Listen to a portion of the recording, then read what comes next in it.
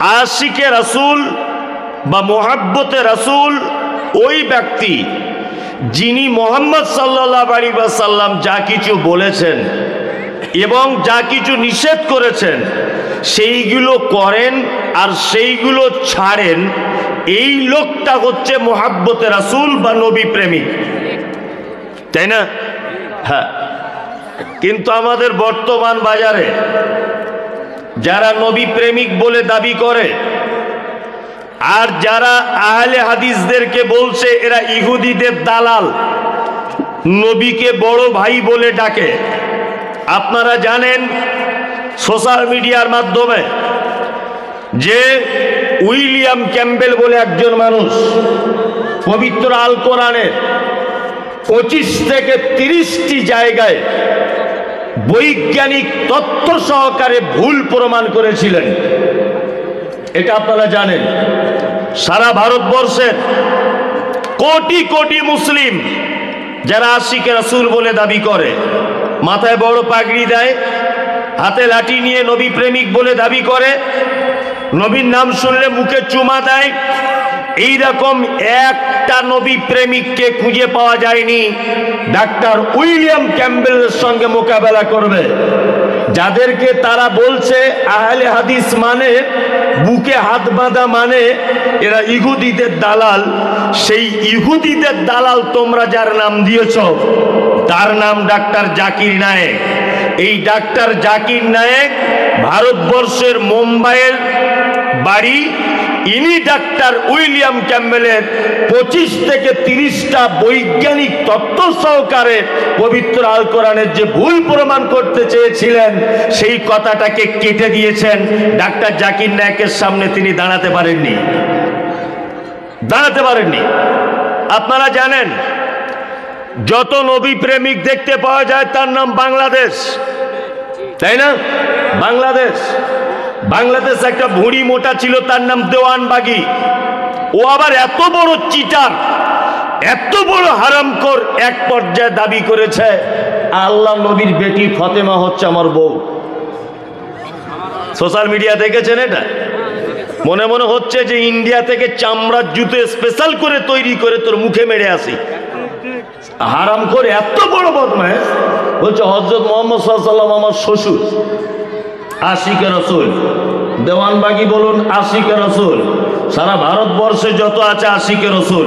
আপনারা জানেন যে কিছুদিন আগে সোশ্যাল মিডিয়াতে যত নাস্তিক, যত বেঈমান, যত অসভ্যতা, যত নির্লজ্জতা, যত বেহায়াপনা, ধর্মের নামে যত বাড়াবাড়ি, ধর্মের নামে যত বিনোদন, সমস্ত কিছু দেখবেন বাংলাদেশ আছে নাম্বার 1-এ। বাংলাদেশ নাম্বার 1-এ। এই বাংলাদেশের মাটিতে একটা নাস্তিকের জন্ম হয়েছিল কিছুদিন আগে, তার নাম আসাদ নূর। দেওয়ানবাগী আশিকে রাসূল, আরেকজন বলছে আশিকে রাসূল। পশ্চিম বাংলাতে আলা হযরতদের দল যারা আছে বড় পাগড়ি পরে ঘুরছে আশিকে রাসূল। যখন হযরত মুহাম্মদ সাল্লাল্লাহু আলাইহি ওয়াসাল্লামের ব্যাপারে যখন বাংলাদেশের আসাদ নূর অনেক কটু মন্তব্য করেছে, সারা পশ্চিম বাংলা, ভারত, পাকিস্তান, বাংলাদেশের একজনও নবী প্রেমিক আশিকে রাসূল তার সামনে মোকাবেলা করতে পারেনি। তোমরা যাদের নাম দিয়েছ ইহুদিদের দালাল, তোমরা যাদের নাম দিয়েছ ইহুদিদের দালাল, পশ্চিম বাংলার গর্ব মনে করি আমি, মুর্শিদাবাদের ছেলে, তার নাম ব্রাদার রাহুল হোসেন। পশ্চিম বাংলাতে কোটি কোটি মানুষ আশিকে রাসূল হওয়ার পরেও নাস্তিক আসাদ নূরের সামনে কেউ মোকাবেলা করতে পারেনি। একটা মাত্র জেনারেল শিক্ষিত ছেলে, সাধারণ ছেলেকে আল্লাহ এমন ভাবে কবুল করেছে যে আসাদ নূর পালাতে রাস্তা পায়নি আসাদ নূর, তাই না? তার মানে বোঝা যায় আশিকে রাসূল শুধু মুখে উচ্চারণ করে দিলে আর লাফালাফি করলে প্রমাণ হবে না। দেখুন একটা কথা বলি, মৌখিক ভালোবাসা আর অন্তর থেকে ভালোবাসার মান্যতা দুটো জিনিস এক না আলাদা? আলাদা। আমাদের নবী মুহাম্মদ সাল্লাল্লাহু আলাইহি ওয়াসাল্লামের আপন চাচা নাম হলো তার আবু তালিব। কি চাচা? আবু তালিব তার চাচা, আপন চাচা, আল্লাহ নবী সাল্লাল্লাহু আলাইহি ওয়াসাল্লামের চাচা মারা যাচ্ছেন। বিশ্ব নবী মাথার কাছে দাঁড়িয়ে গিয়ে বলছেন, চাচা একবার শুধু তুমি বলো লা ইলাহা ইল্লাল্লাহ। তুমি যদি এইটা বলো লা ইলাহা ইল্লাল্লাহ, তা আমি তোমার ভাতিজা কিয়ামতের দিবসে তোমার পক্ষে কিছু কথা বলতে পারবো। চাচা ভাতিজার কথা চলছে। আবু জাহেল, আবু লাহাব, উতবা, সাইবা চাচার কাছে এসে বলছে, আবু তালিব, আরে সারা জীবন 360টা দেবদেবীর পূজা অর্চনা করলে আর মরে যাওয়ার সময় তুমি তোমার ভাতিজার ইসলাম কবুল করবে?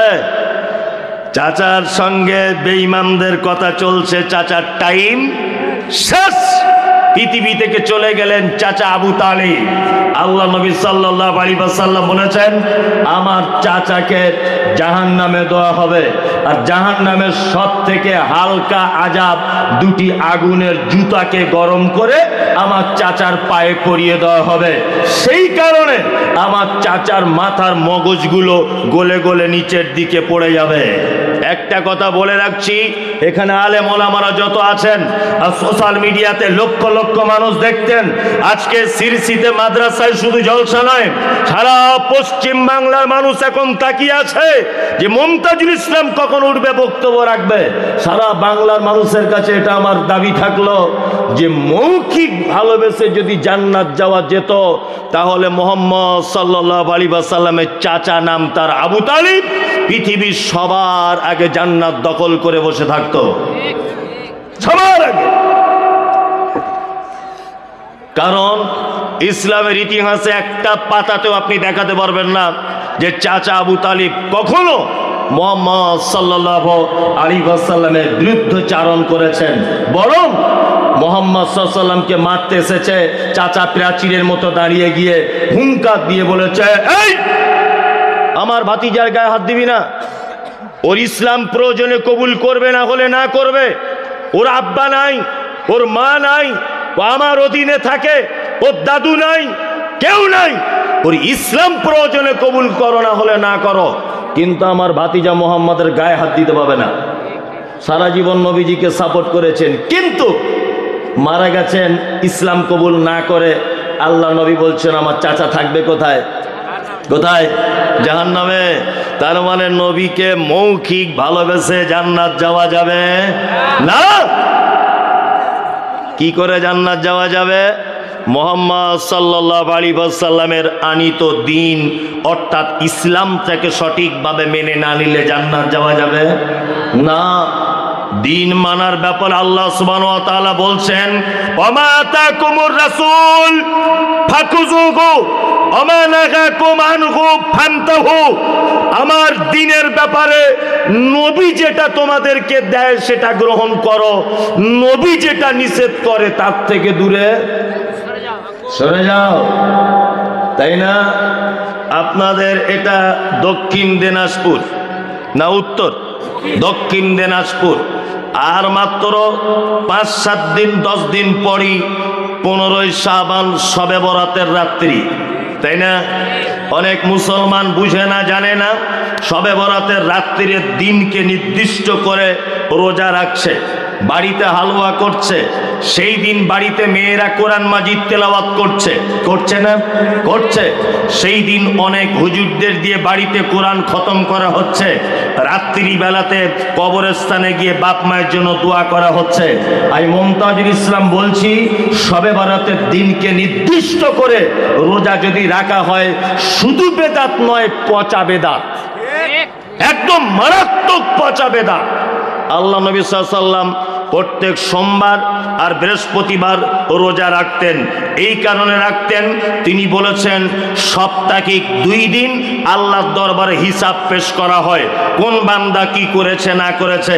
তাহলে আমি মুহাম্মদ সাল্লাল্লাহু আলাইহি ওয়াসাল্লাম এটা মনে করি যে সোমবার আর বৃহস্পতিবারে যেদিন আল্লাহর দরবারে রিপোর্ট পেশ করা হয়, আমি যেন রোজা অবস্থাতে থাকি।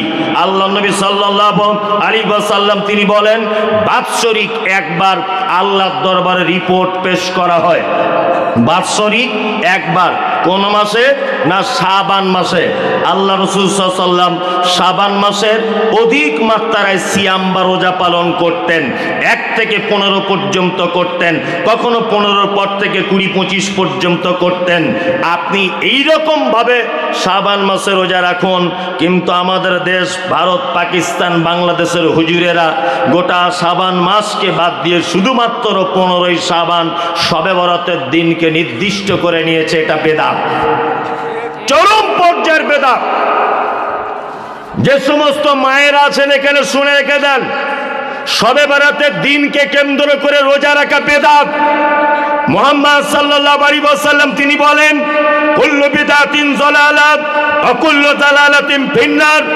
নিশ্চয় ইসলামের ভিতরে ইবাদত নামক কোন জিনিস নতুন আবিষ্কার করা এটা বেদাত। আর প্রত্যেক বেদাতকারীর স্থান ফি মধ্যে, নার মানে আগুন। বেদাতকারীর থাকার জায়গা কোথায়? জাহান্নাম। সকল দিনী ভাই এবং বোনেদের কাছে বিনীত অনুরোধ, এটা মুহাম্মদ সাল্লাল্লাহু আলাইহি ওয়াসাল্লামের পদ্ধতি নয়।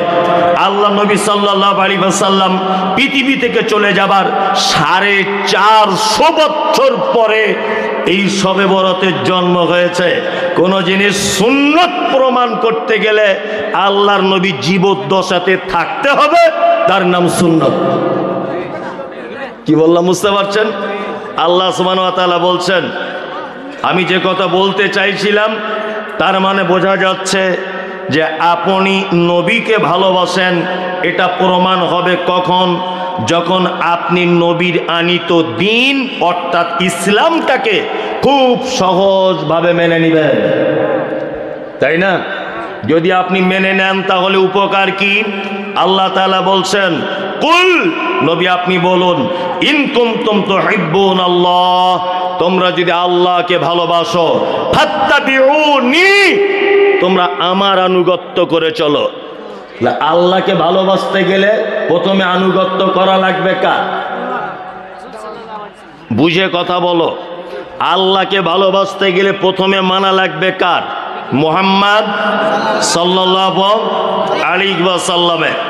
আমি বারবার বলছি শবে বরাত হাদিসে নাই, বারবার বলছি নবী দিবস হাদিসে নাই, বারবার বলছি কুলখানি 40 চাহারাম হাদিসে নাই, বারবার বলছি জমাতবদ্ধতার সাথে ফরজ নামাজের পরে দোয়া হাদিসে নাই, বারবার একই কথা বলছি মরা মানুষের নামে কোরআন মাজিদ খতম করতে হবে হাদিসে নাই, বারবার ও বলছি ইমাম আবু হানিফা বলেছে, বারবার ও বলছে আব্দুল কাদের জেলানি বলেছে, ও বারবার বলছে ওটা বড় হুজুর বলেছে, ও বারবার বলছে মেজ হুজুর বলেছে।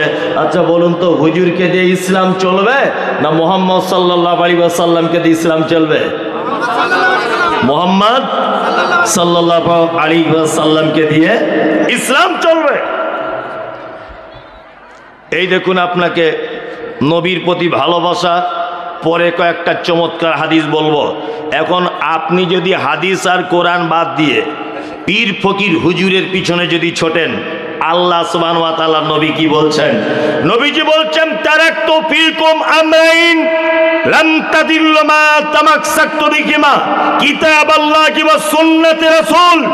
অতদিন পর্যন্ত তোমরা আমার উম্মতেরা তোমাদের মাথা উঁচু করে পৃথিবীতে থাকতে পারবে, অতদিন পর্যন্ত তোমরা বিপদের সম্মুখীন হবে না, যতদিন না পর্যন্ত তোমরা হাদিস এবং কোরআন এই দুটোকে আঁকড়ে ধরে থাকবে। এই দুটো বাদ দিয়ে যখনই তোমরা পীর ফকির হুজুরদের কাছে যাবে, তখন তোমাদের কাছে যত বিপদ সব নেমে আসবে। সারা ভারতবর্ষে মুসলমানদের বিপদ চলছে না? চলছে না? মারাত্মক বিপদ। যত বিপদ, এর সমস্ত বিপদের জন্য দায়ী হচ্ছে মাজার পূজারীরা। কারণ আল্লাহ নবী সাল্লাল্লাহু আলাইহি ওয়াসাল্লাম তিনি বলেছেন, অতদিন তোমরা সুস্থ থাকবে, অতদিন তোমরা বেটার থাকবে যতদিন হাদিস আর কোরআন নিয়ে তোমরা বেঁচে থাকবে। হুজুর হাদিস কোরআন বাদ দিয়ে শুধু বলছে আমার বাপ বলেছে আর আমার বড় হুজুর বলেছে। সারা ভারতবর্ষে বিপদ নাই? একটা একটা করে কয়েকটা বিপদ আপনাদেরকে বলবো, বলে দিই, শুনে রেখে দেন, একটা একটা করে শুনুন। লাস্ট পজিশনে আবার বলবো এই বিপদ আমাদের উপরে আসছে কেন। এক, সর্বপ্রথম আপনারা জানেন যে 1992 সালে 6 ডিসেম্বর বাবরি মসজিদ বলে একটা মসজিদ ছিল, আর এই মসজিদ যিনি নির্মাণ করেছিলেন ওনার নাম হচ্ছে ইব্রাহিম লোদি। উনি এই মসজিদ নির্মাণ করেছিলেন। সেই মসজিদটায় একটা কৌশল করা হলো যে এখানে রামের জন্ম হয়েছে, তাইনি? হ্যাঁ, বলছে রামের জন্ম হয়েছে। আপনাদেরকে আমি দুটো একটা কথা বলছি, বোঝার চেষ্টা করুন। আচ্ছা, আপনার স্ত্রীর যদি পেটে বাচ্চা থাকে, আপনার স্ত্রীর, তা যখন বাচ্চা প্রসবের টাইম হবে, বেদনা শুরু হয়ে গেছে, আপনার স্ত্রী আপনাকে বলবে যে আমাকে একটু তাড়াতাড়ি করে মসজিদের ভিতরে নিয়ে চলো? এটা বলবে? কোথায় নিয়ে চলো? হাসপাতালে নিয়ে চলো।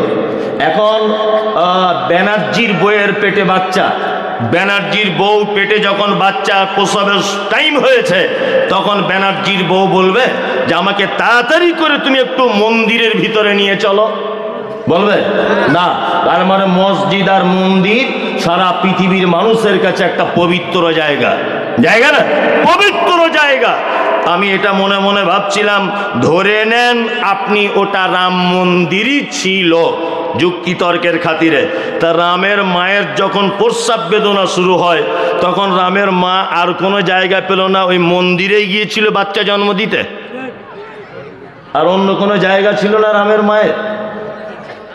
হ্যাঁ, এটা 1 নম্বরের কথা। আর 2 নম্বরের কথা হচ্ছে, এই সারা পৃথিবীর মাটিতে যত মনীষীদের জীবনী আপনারা পড়েছেন, প্রত্যেক মনীষীদের মৃত্যু এবং জন্মের তারিখ বলা আছে, আছে না? আছে। রবীন্দ্রনাথ ঠাকুর কত সালে জন্ম, কত সালে মৃত্যু, এটা পাওয়া যায়।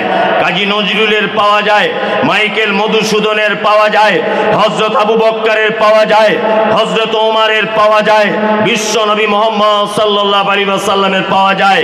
সারা পৃথিবীতে যত মনীষীদের জন্ম, সব মনীষীদের জন্ম মৃত্যুর তারিখ খুঁজে পাওয়া যায়। আমি মুমতাজুল ইসলাম সোশ্যাল মিডিয়াতে আর জনগণের সামনে ওপেন দায়িত্বহীন ভাষাতে এটা বলছি, রামের জন্ম হয়েছে মন্দিরের ভিতরে, এটা যদি ইতিহাস লেখা হয়, রামের মৃত্যু হয়েছে কোথায়, এটা অবিলম্বে ইতিহাস পেশ করা হোক। সারা ভারতবর্ষের একটা চটি বইয়ে একথা লেখা নেই যে রামের মৃত্যু হয়েছে কোথায়, তার মানে এটা একেবারে ভুয়ো কথা। যার মৃত্যু হয়েছে বলছে মন্দিরের ভিতরে, এইটা ইতিহাস লেখা হচ্ছে, আর সেই ভগবানের মৃত্যু হয়েছে কোথায়, এটা ইতিহাস লেখা হবে না। তার মানে বদমাইশি জায়গা পাও না। আশ্চর্য ব্যাপার। কৌশল করে দীর্ঘদিন যাবৎ চেষ্টার পরে আপনারা জানেন, লকডাউনের নাম করে সবাইকে বাড়ি ভিতরে ঢুকিয়ে দিয়ে বুলডুজার দিয়ে লকডাউনের সময়তে বাবরি মসজিদটা ভেঙে দিয়েছে। 22শে জানুয়ারি বাবরি মসজিদের জায়গাতে রাম মন্দির তৈরি হয়েছে, এটা আপনারা সকলেই জানেন সোশ্যাল মিডিয়ার মাধ্যমে। তবে আমরা এটা বলবো, এখন ক্ষমতা তোমার হাতে আছে, আমাদের কিছু করার নেই। তবে আমরা কখনো ওই জায়গাটা রাম মন্দির বলবো না, আমাদের মনের মণিকোটাতে বাবরি মসজিদই আছে, তাই না? বাবরি মসজিদই আছে, কোনো সমস্যা নেই। আপনারা খুব ভালো করে জানেন, খুব ভালো করে, বাবরি মসজিদের পরে পরই এখন এই গত পরশু দিন চলে এসেছে আপনাদের মালদার গাজলের পান্ডুয়ার আদিনা মসজিদে, তাই না? বলছে শিবের লিঙ্গ পাওয়া গেছে। সারা পশ্চিম বাংলা 1947 সালে 15ই আগস্ট এই দেশ স্বাধীনতা লাভ করেছে। স্বাধীনতার পর থেকে 2024 সাল পর্যন্ত, আজকে 24 তারিখ না 22 তারিখ, কোন মহারাজ আদিনা মসজিদে শিবের লিঙ্গ খুঁজে পেল না। পশ্চিম বাংলার কোন মহারাজরা দেখতে পেল না। আর দিল্লি থেকে কোন গোপাল ভাঁড় এসে এখানে বলে দিচ্ছে এর ভিতরে দেবদেবী আছে, এর ভিতরে শিবের লিঙ্গ আছে। ভণ্ডামি খুঁজে পাও না, বদমাইশি জায়গা পাও না। 1947 সাল থেকে আজও পর্যন্ত এই ব্যাপারে কোনো তথ্য নেই। আর 2024 সালের সামনে বিধানসভার ভোট, এই লোকসভার ভোট, ফ্রিতে রাজনীতি করতে এসেছে। পশ্চিম বাংলায় কোনো অস্তিত্ব নেই। কি বললাম বুঝলেন? কোনো অস্তিত্ব নেই। এগুলো করছে কারা? এই গেরুয়া কালার এই সমস্ত চিজেরা এটা করছে। মাথায় রাখবেন এটা হচ্ছে কাজী নজরুলের বাংলা, মাথায় রাখবেন এটা রবীন্দ্রনাথের বাংলা, মাথায় রাখবেন এটা শান্ত বাংলা। দিল্লিতে দাঙ্গা করা সম্ভব, ওই আপনার বাবরি মসজিদে 1992 সালে দাঙ্গা করে মুসলমানদের মারা সম্ভব হয়েছিল। 2024 সালে পশ্চিম বাংলাতে আদিনা মসজিদকে কেন্দ্র করে এটা আর সম্ভব নয়। আমাদের মসজিদ আদিনা মসজিদই থাকবে, পশ্চিম কালেও এটা কখনো মন্দির হতে দেওয়া যাবে না, ইনশাআল্লাহ। ইনশাআল্লাহ। আমার বড় দুঃখ লাগছে এই জায়গাটায়, সারা পশ্চিম বাংলার মাটিতে যত নেতা নেত্রী রয়েছে, সেটা মুসলিম হোক হিন্দু হোক যেই হোক, গত পরশুদিন আদিনা মসজিদে যে কাণ্ড ঘটেছে, একটাও রাজনৈতিক কোন নেতা মুখ খোলেনি। আর ভোটের সময় এসে ঘোমটা দিয়ে বলছে আসসালামু আলাইকুম। ভালো করে বুঝবেন, ভোটের সময় এসে বলছে আরে আমিও তো মুসলমান, আমার নাম অমুক ইসলাম। তুমি ইসলামটা মসজিদে ডাইরেক্ট পূজা করে গেল, মহারাজ দিল্লি থেকে এসে তুমি এসি ঘরে বসেছিলে, তুমি কি করছিলে? অন্তত পক্ষে কিছু করতে পারো না পারো, অন্তত পক্ষে একটু হুঙ্কারটাও দাও, তাও তো দিলে না। তার মানে বোঝা যাচ্ছে তোমার দুই রকমের চরিত্র। আল্লাহ কোরআনে কি বলছেন? অদ্দুলাউ তুদিগিনু ফায়ুদহিনুন, অদ্দুলাউ তুদিগিনু ফায়ুদহিনুন।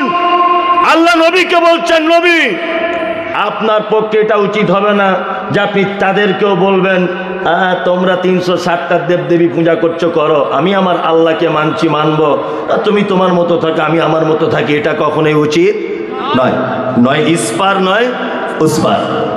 আদিনা মসজিদ থেকেও আস্তে আস্তে আপনাদের মালদা তো দেখবেন কোন দিন বলবে ওখানেও রামের মন্দির ছিল। মানে কাজ খুঁজে পায় না, কি করবে? কাজ তো কিছু করতে হবে, কি বললাম বুঝলেন না?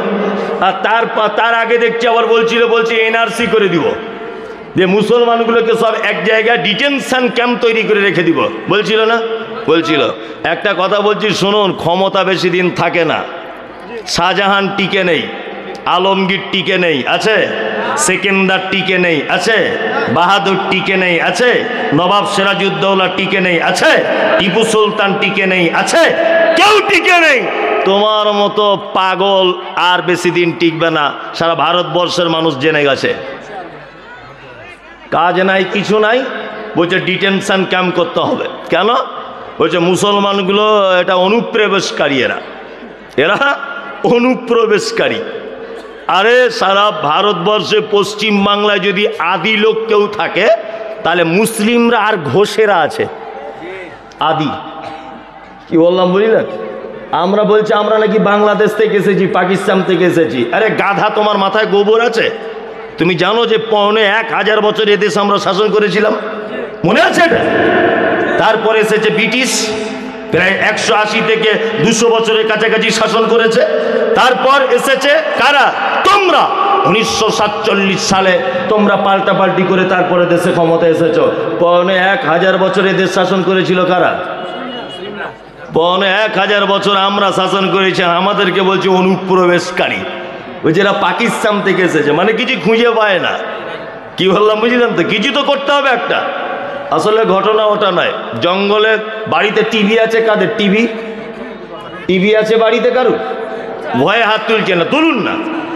আমি তো হারাম ফতোয়া দিব না, তুলুন। ভয়ে তুলছে না, ছিল, এখন আর নেই, মোবাইল উঠে গেছে। হ্যাঁ, আমি বলছি যাদের বাড়িতে টিভি আছে, আপনারা লক্ষ্য করবেন যে টিভিতে একটা চ্যানেল আছে, তার নাম হচ্ছে ডিসকভারি, আর একটা আছে এনিম্যাল প্ল্যান, তাই না? ওই দুটো চ্যানেলে কি দেখায়? শাহরুখ খান, সালমান খান, প্রীতি জিন্টার, হেমা মালিনী, ঐশ্বর্য, এদের দেখায় না? কি দেখায়? ও দেখায় পশু পাখি, বাঘ, ভল্লুক ইত্যাদি। জঙ্গলে অনেক রকমের প্রাণী আছে, গরু আছে, ছাগল আছে, বাঘ আছে, সিংহ আছে, হরিণ আছে, সবাই আছে। বাঘ মাংস খেতে পছন্দ করে না সবুজ খেতে পছন্দ করে? মাংস, তাই না? বাঘ গরুর মাংসও খায়, বাঘ ছাগলের মাংসও খায়, তাই না? তা জঙ্গলে বলুন তো দেখি, বাঘ সব থেকে খেতে পছন্দ করে কার মাংস? হরিণের মাংস। তার মানে বাঘও জানে যে ওর মাংস খুব টেস্টফুল, তাই না? খুব টেস্টফুল, পুষ্টিকর খাদ্যর মাংস, তাই না? গরু আছে খায় না, ছাগল আছে খায় না। তা আমাদের ভারতবর্ষের সরকারের অবস্থা ঠিক তেমন। এই দেশের মাটিতে হিন্দু মুসলিম ইহুদি হাঁড়ি চুয়ার চামার বাগদি ছুতর মেথর খাল বিল সবাই বসবাস করবে। কাউকে ডিটেনশন ক্যাম্পে ভরতে হবে না, এনআরসি কারো ব্যাপারে করা লাগবে না। এই ছেঁড়া কটা মুসলমান আছে এদের ব্যাপারে এনআরসি করা লাগবে। কারণ কি? তার মানে সরকার বুঝতে পেরেছে যে এদের কাছে কোনো দামি মাল আছে। কি বললাম বুঝলেন? দামি মাল কি? দামি মালের প্রমাণ হয়ে যেত এতদিন। ডাক্তার জাকির নায়েক যখন দেশে ছিলেন, ডাক্তার জাকির নায়েক মুম্বাইয়ে একটা প্রোগ্রামে মোটামুটি 20-30 জন মানুষ ইসলাম গ্রহণ করছিল। দেখতে পাচ্ছিলেন আপনারা? 20-30 জন মানুষ যারা লেকচার মারছে 2024-25-এ ভারতবর্ষটাকে হিন্দু রাষ্ট্রে পরিণত করব। এরা মানে ভয় খেয়ে গেছে যে এই লোকটাকে যদি দেশের মধ্যে রাখা হয় তাহলে মনে হয় সব দাড়ি টুপিওয়ালা মুসলমান হয়ে যাবে। ওই জন্য দেশ থেকে তাড়িয়ে দেওয়া হলো। আর মুসলমানদের কাছে দামি একটা জিনিস আছে, তার নাম পবিত্র আল কোরআন। পুষ্টিকর জিনিস আছে, ওই জন্য এদেরকে আগে দেশ ছাড়া করে দিতে হবে এনআরসি করে। কত রকমের কৌশল, কৌশল নয়, কত রকমের কৌশল। সব জায়গাতে মুসলিমদের উপরে দ্বিচারিতা। আপনারা এটা জানেন, খুব মনোযোগ দিয়ে শুনবেন। এই বক্তব্যটা আমি রেখেছি আজ থেকে 2-3 বছর আগে, তবু আজকে কথা প্রসঙ্গে এসেছে বলে কথাটা বলে দিচ্ছি। সেটা হচ্ছে এই, কিছুদিন আগে আমাদের রাজ্যর মমতা ব্যানার্জি সরকার প্রথমে যখন ক্ষমতা এসেছিলেন, উনি তখন এসে ইমাম সাহেব মসজিদের ইমামদের 2500 টাকা করে ভাতা দিয়েছিলেন, তাই না? এই ভাতাটা দেওয়ার পরে আর বাবুর সহ্য হলো না, কলকাতা হাইকোর্টে কেস করে দিল। কেসে কি হলো না, মমতা ব্যানার্জি যেটা করছে এটা অসাংবিধানিক, সংবিধান বহির্ভূত কাজ। এক শ্রেণীর মানুষকে কেন তারা ভাতা দিবে? সবাইকে ভাতা দেওয়া উচিত। এই নিয়ে কোর্টে মামলা করা হলো। কলকাতা হাইকোর্ট মামলার রায় দিল যে সত্যিই তো তাই, মমতা ব্যানার্জি যেটা করছে এটা চরম অন্যায়। কি বললাম বুঝলেন? আমি মনে মনে তখন ভাবছিলাম যে কি ব্যাপার, ভারতবর্ষের এটা তো একটা ইতিহাস যে ইমাম সাহেবদের 2500 টাকা করে ভাতা দিচ্ছে, তার উপরে আবার কেস। এর কারণটা কি? অতিরিক্ত ভালো নয় এরা যা করছে। এই গেটের লোকগুলো আপনারা বসে পড়ুন না, বসে পড়ুন, বসে পড়ুন, বসে পড়ুন, যে যেখানে আছেন বসুন, বসে পড়ুন। হ্যাঁ বসুন, হ্যাঁ বসুন, বসুন, হ্যাঁ বসে যান। বসার জায়গা না পেলে আপনি তখন পরিস্থিতি বুঝে দাঁড়ান, এমনি বসে যান আর চিল্লামিল্লি করিয়েন না, চলুন। তা যখন কলকাতা হাইকোর্ট এটা নাকচ করে দিল যে ইমাম সাহেবদেরকে ভাতা দেওয়া যাবে না, তবু আমাদের রাজ্য সরকার বলেছিলেন তোর ডাক শুনে যদি কেউ না আসে তবে একলা চলো রে, আমি একা একাই দিব ভাতা। ভাতা চলছিল। কিছুদিন আগে 2023-এ আবার কলকাতা নেতাজি ইন্ডোরে ডেকে, আবার উনি যদিও ডাকেননি, ওটা অন্য লোক ডেকেছিলেন, উনি এসে আবার 500 টাকা বাড়ালেন, নিয়ে 3000 টাকা হলো, তাই না? এই 3000 টাকা দেখে আর মাথায় কাজ করলো না। মামলার উপরে মামলা, মামলার উপরে মামলা। তা আমি ছোট থেকে একটা অভ্যাস আছে আমার পেপার পত্র পত্রিকা পড়া। তা মনে মনে ভাবছি যে মমতা ব্যানার্জি কেন বা এত পাগল হলো, ওই বা কেন শুধু মুসলমানদের ভাতা দিচ্ছে, আর বিজেপি কেন বা আবার কেস করে দিল, ঘটনা কি? তখন বই পড়তে পড়তে পড়তে আমি আবু রিদার একটা বই আমার চোখে চলে এলো। বইটা পড়তে পড়তে অবাক হয়ে গেলাম। আল্লাহু আকবার, যে ভাতা তো 2500 টাকা দূরের কথা, প্রত্যেক মসজিদের ইমামদের 2.5 লক্ষ টাকা যদি মাসে দেওয়া হয় তবু এ টাকা শেষ করা যাবে না। 2.5 লক্ষ টাকা যদি দেওয়া হয় তবুও শেষ করা যাবে না। সারা ভারতবর্ষে মুসলমানদের ওয়াকাফের সম্পত্তি ছিল। আপনাকে সারা ভারতবর্ষেরটা বাদ দেন, সারা ভারতবর্ষেরটা বাদ দেওয়ার পরে শুধুমাত্র পশ্চিম বাংলাতে আপনাদের কত ওয়াকাফের সম্পত্তি আছে এটা আপনাদের জানা নেই। মোবাইলে সার্চ করবেন, আপনাদের রায়গঞ্জ বাস স্ট্যান্ডের পাশে 3.5 একর জমি আছে মুসলিমদের ওয়াকাফের সম্পত্তি। রায়গঞ্জ বাস স্ট্যান্ডের পাশে 3.5 একর জমি। আমি অনেক তথ্য পড়াশুনো করে বুঝে তবে বলছি, জানি না সেই জমিতে এখন দখল কারা করে আছে, এটা মুসলমানদের সম্পত্তি। শুধু তাই নয়, কলকাতা যে দাদা দিদি প্লেনে করে দিনরাত নামছে, হ্যাঁ কি নাম, নেতাজি সুভাষচন্দ্র বিমানবন্দর কলকাতা বিমানবন্দর, যেখানে প্লেন নামে 41 বিঘা জমি আছে ওয়াকফের সম্পত্তি, 41 বিঘা। শুধু এই নয়, কলকাতা আলিপুর আবহাওয়া দপ্তর যেটা আছে টোটাল মুসলমানদের সম্পত্তিতে আছে। ইস্ট বেঙ্গল ক্লাব মুসলমানদের সম্পত্তির উপরে আছে। মোহনবাগান মুসলমানদের সম্পত্তির উপরে আছে। ইডেন গার্ডেন যেখানে কোটি কোটি টাকার ক্রিকেট ম্যাচ হয় মুসলমানদের সম্পত্তির উপর অবস্থিত রয়েছে। আপনারা জানেন কলকাতায় টিপু সুলতান বলে একটা মসজিদ আছে ধর্মতলার পাশে। টিপু সুলতান মসজিদের পাশে যত জমি জায়গা দোকানপাট আছে টোটাল দোকানপাট জমি জায়গা মুসলমানদের। আপনারা জানেন কলকাতায় শহীদ মিনার মুসলমানদের জমির উপরে অবস্থিত রয়েছে। আপনাদেরকে আশ্চর্য হয়ে যাবেন বললে, যেখানে দ্বিতীয় হুগলি সেতুর পাশেই নবান্ন তৈরি করা হয়েছে মুসলমানদের ওয়াকফের সম্পত্তি রয়েছে। কলকাতা নাখোদা মসজিদ এবং ওর চতুর্দিকে যত জমি জায়গা রয়েছে সমস্ত জমি জায়গা মুসলমানদের ওয়াকফের সম্পত্তির উপর অবস্থিত রয়েছে। আপনাকে আরো বললে আশ্চর্য হবেন, আপনি কলকাতা আকাশবাণী যেখান থেকে খবর পাঠ করা হয় মুসলমানদের ওয়াকফের সম্পত্তিতে অবস্থিত রয়েছে। আরো একটা কথা বলি, কলকাতাকে বলা হয় আপনার টলিউড অর্থাৎ টালিগঞ্জ, যেখানে সিনেমার নায়ক নায়িকারা বসবাস করে, যেখানে সিনেমা পাড়া বলা হয়। এই জায়গাটার আসল নাম হচ্ছে টি আলীগঞ্জ, শর্ট ফরম, ফুল ফরম হচ্ছে তাগের আলীগঞ্জ। 550 বিঘা আছে জমি মুসলমানদের। সারা পশ্চিম বাংলাতে মুসলমানদের ওয়াকফের সম্পত্তির আয় হয় 8,000 কোটি টাকা, 8,000 কোটি টাকা। আর মুসলমান ইমাম সাহেবদেরকে দেয় মাত্র 210 কোটি টাকা। কোথায় 210 কোটি টাকা আর কোথায় 8,000 কোটি টাকা? মানে বুঝতে পারছেন আমাদের টাকা আছে কত? বুঝতে পারছেন কত টাকা আছে পশ্চিম বাংলাতে? আরে এনআরসি করে ভারতবর্ষ থেকে তাড়িয়ে দিতে হবে, আদিনা মসজিদ দখল করে রাম মন্দির করতে হবে, বাবরি মসজিদ ভেঙে দিয়ে রামের মন্দির করতে হবে, মুসলমানগুলোকে বার করে দিতে হবে। বার করে দেওয়ার আগে একবার লেজ তুলে মুসলমানদের ইতিহাসটা জানার চেষ্টা করো। তারপর এটা কয় এই দেশ ভারতবর্ষ কারোর বাপের সম্পত্তি নয়, কারোর বাপের সম্পত্তি নয়। তুমি জানো মুসলমানদের অবদান কত আছে সারা ভারতবর্ষে?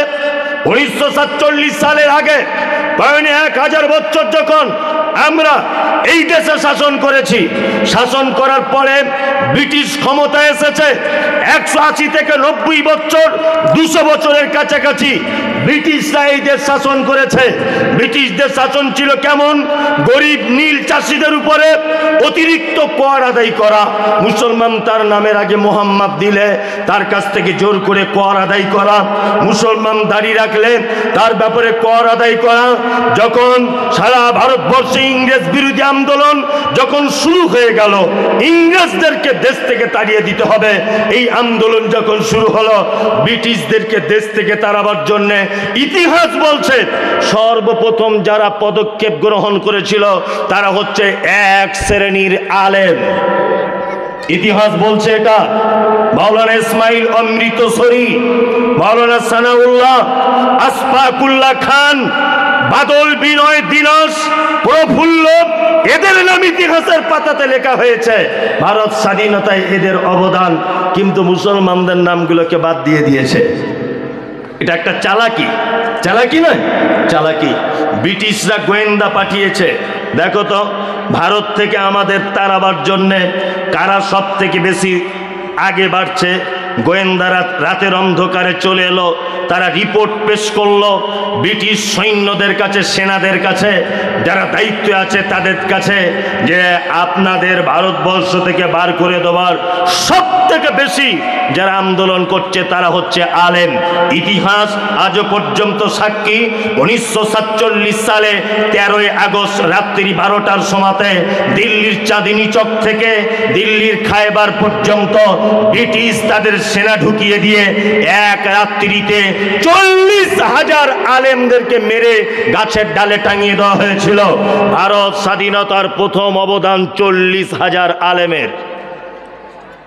দেশ ছেড়ে চলে যেতে হবে আর আদিনা মসজিদ ভেঙে মন্দির করতে হবে কেন?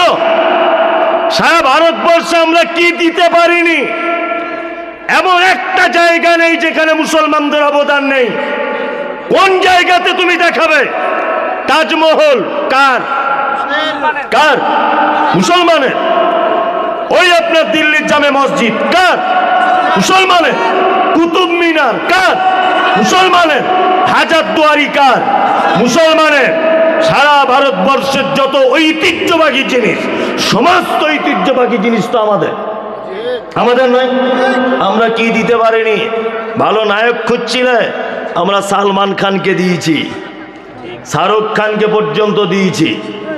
তোমরা টেনিস খেলবে আমাদের সাথে, সানিয়া মির্জাকে পাঠিয়েছি ওখানে।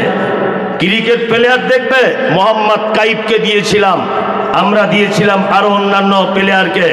হ্যাঁ, জাকির খানকে দিয়েছিলাম ক্রিকেট খেলতে ইন্টারন্যাশনালে। কোন জায়গাতে আমরা পিছিয়ে আছি সেটা তুমি বলো। কবি দরকার, এমন একজন কবি দিয়েছিলাম, তার নাম কাজী নজরুল ইসলাম। তার একটা শব্দ ডিকশনারিতে খুঁজতে তোমার বাপের 14 পুরুষের দাঁত ভেঙে যাবে। কাজী নজরুলকে দিয়েছি কবিতা হিসাবে। আর কাকে চাই? গায়ক হিসাবে দেখতে চাও? মোহাম্মদ রফিকের বিকল্প কোনো গায়ক আজও মায়ের বেটা জন্ম হয়নি। মোহাম্মদ আজিজের মতো গায়ক আজও পর্যন্ত কোনো বাপের বেটার জন্ম হয়নি। মোহাম্মদ সাবিরের মতো গায়ক আজও পর্যন্ত জন্ম হয়নি। সারা ভারতবর্ষ আমরা কোন জায়গাতে পিছিয়ে আছি বলো, তবেই তো দেশটা ছাড়বো। হ্যাঁ, কোন জায়গা আমাদের নেই বলো? হ্যাঁ, তবে এবার আপনাদেরকে বলছি, এই যত রকমের মসজিদ ভেঙে মন্দির, যত রকমের বিপদ, একটি মাত্র কারণ, দুটি কারণ। কটি কারণ? দুটি। এক, তারাক্তু ফীকুম আমরাইন লাম তাজিল্লু মা তামাসসাকতু বিহিমা কিতাবাল্লাহি ওয়া সুন্নাতি রাসূল। মুহাম্মদ সাল্লাল্লাহু আলাইহি ওয়াসাল্লাম তিনি বলছেন, পৃথিবীতে তোমরা ততদিন পর্যন্ত টিকে থাকতে পারবে যতদিন পর্যন্ত তোমরা দুটো জিনিস আঁকড়ে ধরে থাকবে। কটা? দুটা, কোরআন আর হাদিস। আমরা টিকে আসতে পারি? টিকে থাকতে আছি? না, নাই। এই আপনাদেরকে একটা কথা জিজ্ঞেস করি, কথাটা বুঝে ভালো করে উত্তর দিবেন। আমরা সেই মুসলমান আছি আর নাই?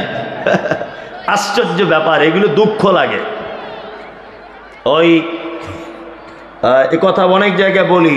মুর্শিদাবাদে কোন একটা জায়গায়, দৌলতাবাদ বলে একটা জায়গায় বাস দুর্ঘটনা হয়েছিল। বাস, জানেন, শীতকালে বাসটা নদীতে পড়ে গিয়েছিল।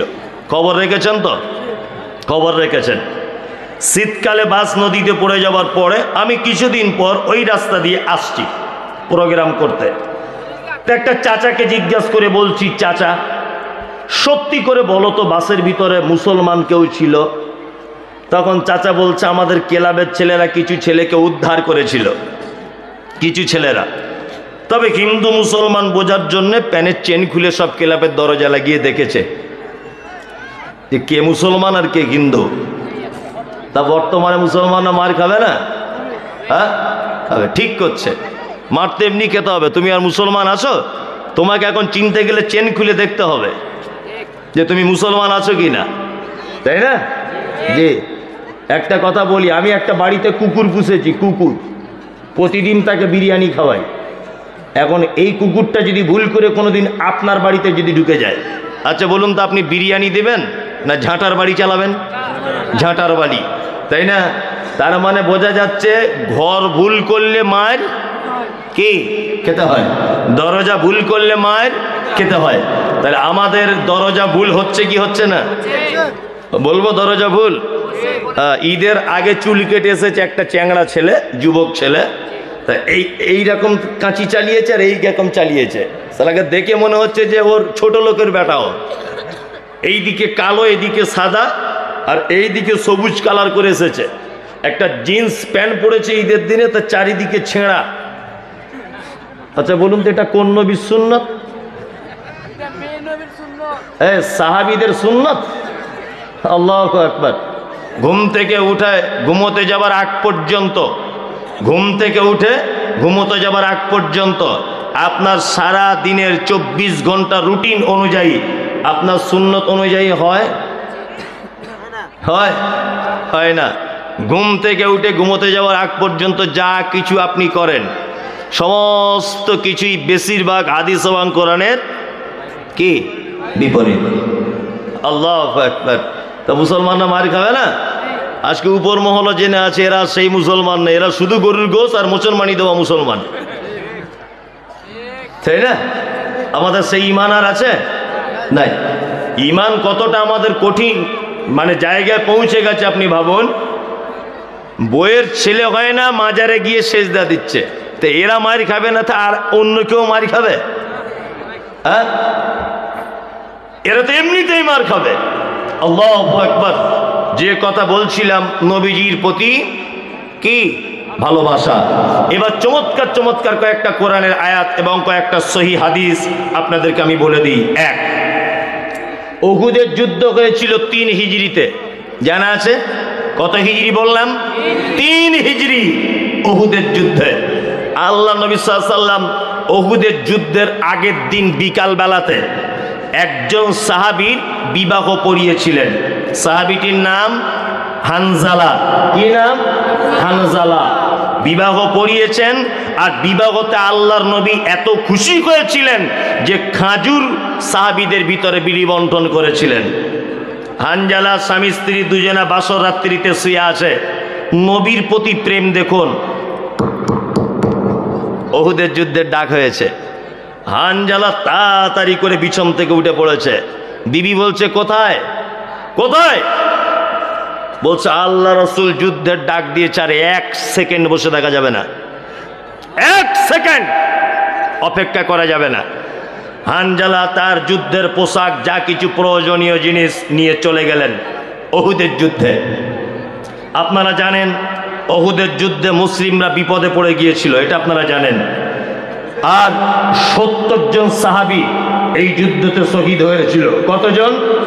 70 জন সাহাবী এই যুদ্ধতে শহীদ হয়েছে। তার ভিতরে আল্লাহ নবী সাল্লাল্লাহু আলাইহি ওয়াসাল্লামের আপন চাচা, নাম হলো তার হামজা রাদিয়াল্লাহু তাআলা আনহু। আর কে? মুসআব বিন উমাইর। আর কে? হানজালা রাদিয়াল্লাহু তাআলা আনহু। 70 জন সাহাবী আমি নিজের চোখে দেখে এসেছি। ফাঁকা আসমানের তলায় 70 জন সাহাবীর লাশ আছে। আল্লাহ নবী সাল্লাল্লাহু আলাইহি ওয়াসাল্লাম সাহাবীদেরকে বললেন লাশগুলোকে এক জায়গায় করো। সব লাশ এক জায়গায় করা হলো, 2টো লাশকে খুঁজে পাওয়া যাচ্ছে না। কটা? 2টা। একটা হচ্ছে নবীর চাচা হামজা, 2, আর একটা হচ্ছে হানজালা। 2টো লাশ খুঁজে পাওয়া যাচ্ছে না। আল্লাহ রাসূল কাঁদছেন যুদ্ধের ময়দানে দাঁড়িয়ে। এমত অবস্থায় একজন মহিলা এসেছে পর্দা সহকারে, এসে আল্লাহর নবীকে বলছেন, আল্লাহ নবী আপনি কি আমাকে চিনতে পারছেন? আপনি আমাকে চিনতে পারছেন? তখন আল্লাহ নবী সাল্লাল্লাহু আলাইহি ওয়াসাল্লাম বলছেন না। তখন মহিলা হাতটা বার করে দিয়ে বলছেন, আল্লাহ রাসূল এই দেখুন আমার হাতে মেহেন্দি, বুঝতে পারছেন? বলছে হ্যাঁ মেহেন্দি তো বোঝা যাচ্ছে। বলছে গতকাল বিকালবেলাতে আপনি কারোর বিবাহ পড়িয়েছিলেন? আল্লাহ রাসূল বলছেন হ্যাঁ বিবাহ পড়িয়েছি হানজালার। তখন মহিলা বলছেন, আল্লাহ রাসূল আমি সেই হানজালার স্ত্রী যার আপনি বিবাহ পড়িয়েছেন। তখন আল্লাহ রাসূল বলছেন, মহিলা তুমি কি তোমার স্বামীর ব্যাপারে খোঁজ খবর নিতে এসেছো? তখন মহিলা বলছেন, আল্লাহ রাসূল আমার স্বামী বেঁচে আছে না মারা গেছে ওটা আপনাকে জিজ্ঞাসা করতে আসিনি। আমি এসেছি একটা মাত্র কারণে, সেটা হচ্ছে এই যে আমার স্বামী যদি এই যুদ্ধতে শহীদ যদি হয় তাহলে আপনি দয়া করে আমার স্বামীকে একটু গোসল করিয়ে দিবেন। কারণ আমার স্বামী বাসর রাত্রিতে আমার সাথে মিলন করেছিল। আপনি জিহাদের ডাক দিয়েছেন আর আপনারা ডাক শুনে ও গোসল পর্যন্ত করতে ভুলে গেছে। আল্লাহর নবী দয়া করে আপনি তাকে একটু গোসল করিয়ে দিবেন। কারণ আপনি তো বলেছেন যুদ্ধতে যারা শহীদ হয়, জেহাদে যারা শহীদ হয়ে যায়, তাদেরকে রক্ত মাখা অবস্থায় ওই জামা কাপড় পরিয়ে তাদেরকে দাফন করা হয়। আল্লাহর নবী আপনাকে বলতে এসেছি, আমার স্বামীকে একটু দয়া করে আপনি গোসল করিয়ে তবে তাকে কবরস্থ করবেন। আল্লাহ নবী সাল্লাল্লাহু আলাইহি ওয়াসাল্লাম দাঁড়িয়ে আছেন, আর মহিলাটিকে বলছেন, মা, সবাইকে খুঁজে পাওয়া যাচ্ছে, তোমার স্বামী হানজালাকে খুঁজে পাওয়া যাচ্ছে না। মহিলা তখন বলছেন, আল্লাহর নবী, আমি তাহলে চললাম। আল্লাহ নবী সাল্লাল্লাহু আলাইহি ওয়াসাল্লাম বলছেন, মহিলা দাঁড়াও। এই সময়তে জিবরিল আমিন এলেন, আল্লাহ নবীকে বলছেন, আল্লাহর নবী, আপনাকে একটা কথা বলবো। কি না, আপনি যার লাশটা খুঁজছেন তার নাম হানজালা। আসলে হানজালা শহীদ হয়নি, হানজালা শহীদ হয়েছে, তার লাশটা হারিয়ে যায়নি। আল্লাহ হানজালা শহীদে এত বেশি খুশি হয়েছে যে হানজালার লাশটাকে তৃতীয় আসমানে তুলে ফেরেশতাদেরকে দিয়ে জমজমের পানিতে গোসল করিয়ে ওই দেখুন আবার আপনার সাহাবীদের কাঁধে তুলে দেওয়া হয়েছে, আপনার কাছে আসছে। এর নাম মোহাব্বতে রাসূল। আপনারা জানেন পৃথিবীতে যত খাতারনাক ছিল মানুষ, তার ভিতরে একটা মানুষের নাম হচ্ছে আবু জাহেল। সকলেই নাম শুনেছেন। আবু জাহেল, বলুন, কিছু বলবেন তো বলুন। কার বাচ্চা হারিয়ে গেছে প্রাইমারি স্কুলের সামনে যাও। কার বাচ্চা হারিয়ে গেছে প্রাইমারি স্কুলের সামনে রেখেছে। যাই হোক, নাম তার আবু জাহেল। পৃথিবীর এক খাতারনাক বদমাইশ লোক, ঈমান আনতে পারেনি। নবীর প্রতি ভালোবাসা কেমন দেখুন। ইসলামের প্রথম জেহাদ, তার নাম বদর, তাই না? বদরের যুদ্ধতে, যুদ্ধ চলছে, আব্দুর রহমান ইবনে আউফ, আব্দুর রহমান ইবনে আউফ একজন সাহাবী, এক জায়গাতে বসে যুদ্ধের তলোয়ার নিয়ে, সরঞ্জাম নিয়ে উনি মনে মনে ফোন দিয়ে আসছেন যে কোন দিক দিয়ে মুশরিকদেরকে আঘাত করলে সুবিধা হবে, এটা মনে মনে ভাবছেন। আব্দুর রহমান ইবনে আউফ বলছেন যে আমি এটা ভাবছি, হঠাৎ করে দেখছি আমার এক সাইডে দুটো বাচ্চা ছেলে, দুটি বাচ্চা ছেলে, তারা গুড় গুড় গুড় গুড় করছে। তা আব্দুর রহমান ইবনে আউফ বলছেন, এই তোমাদের নাম কি? একজনা বলছেন আমার নাম মুআজ, একজনের নাম মুআজ। দুইজন ছেলে এই জায়গাটা দাঁড়িয়ে আছে। তা আব্দুর রহমান ইবনে আউফ বলছেন যে দুজনাই মুসলিম বাচ্চা, আমি বুঝতে পারলাম। তা আমি আনমনে অবস্থাতে চিন্তা ভাবনা করছি কি করে মুশরিকদেরকে মারা যায়। তার ভিতরে একটা ছেলে আমাকে এসে বলছে, চাচা, আবু জেহেলকে চিনো? আবু জেহেল লোকটা কোথায়? আবু জেহেল। তখন আব্দুর রহমান ইবনে আউফ বলছেন, আল্লাহ রাসূলের সাহাবী, এই তুমি বাচ্চা ছেলে আবু জেহেলকে খোঁজ করছো কেন? তখন বাচ্চা ছেলেটি বলছেন, চাচা, ওকে যদি একবার দেখতে পাই তাহলে তলোয়ার দিয়ে কেটে টুকরো টুকরো করে দিব, কারণ ও আমাদের নবী মুহাম্মদ সাল্লাল্লাহু আলাইহি ওয়াসাল্লামকে গালাগালি করে, নবীজিকে মারধর করে, নবীজিকে অত্যাচার করে। আমি একজন বাচ্চা, তবুও চাচা আমি নবীকে এত ভালোবাসি, আপনি শুধু একবার আমাকে দেখিয়ে দেন আবু জেহেল লোকটাকে, তার গর্দান কেটে আজকে টুকরো টুকরো করে দিব। বাচ্চা ছেলেটা বলছে। আব্দুর রহমান ইবনে আউফ চুপচাপ মেরে রয়েছেন। নবীর প্রতি যে কত ভালোবাসা, আব্দুর রহমান বিন আউফ বলছেন আমি অবাক হয়ে গেলাম। তারপরে আর একটা বাচ্চা এসে বলছেন, চাচা, আবু জাহেলকে চিনো? বলছে, হ্যাঁ চিনি। কেন?